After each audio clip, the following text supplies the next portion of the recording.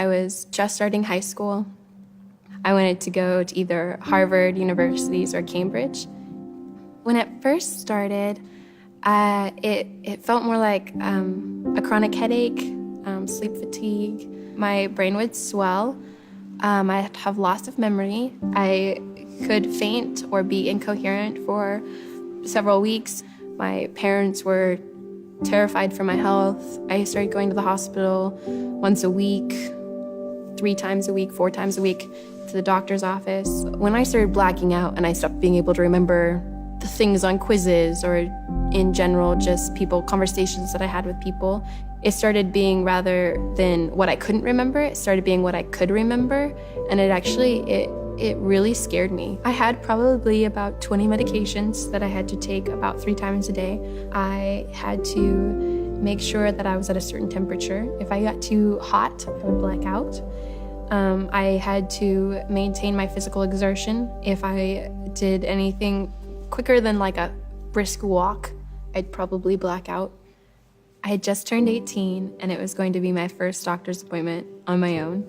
So I come in, I meet this doctor for the first time. She goes over to her computer screen and starts looking at stuff, and she reads off the computer, okay, so since you've been diagnosed with brain systemic lupus, and I'm like, wait, what? What? And she's just like, you've been diagnosed with brain systemic lupus. And I was like, I have? Later I came back and they gave me some specifics. They told me how long it was probably gonna be. I probably had till I was 25. My mom calls me and she's like, Michael, I think you should come down and do BSSM 1 at Bethel, Redding. And I was like, what? Why? And she's like, I think if you came here, you'd get healed.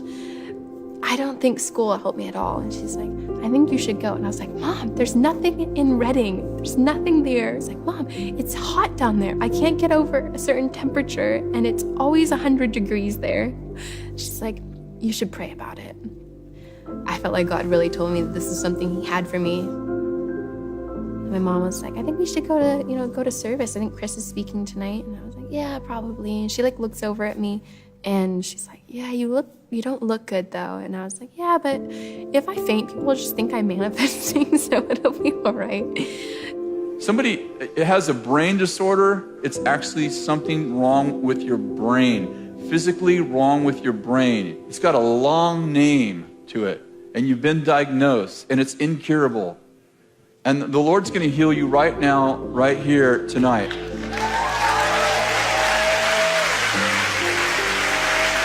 I actually have terminal brain systemic lupus, and what's it called? Terminal brain systemic lupus. He came up and everyone was praying for me and I was feeling really happy, but I still had a headache. And he came up and he asked me if I still had any pain, and I said yes. And he put his hands on my head and told the spirit of trauma to leave, and I don't have any pain in my head anymore.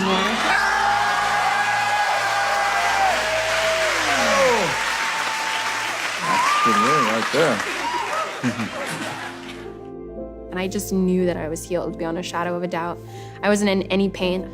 So the next day I got invited to go hiking on a hike up this waterfall next to Whiskey Town. It's extreme heat and it's physical exertion. And I was fine. I didn't take any more medication from the very first day. It was like basically being resurrected because all my brain functions were there. I'm applying, not this coming year, but next year for Oxford. A lot of people asked me why I continued going to college and school if I was gonna die, and it was like, I wanted to give God my best. I definitely don't think I would have made it through that time if I had carried offense through that, and and I don't think I would have been able to get through that time if I hadn't had him there with me through it all.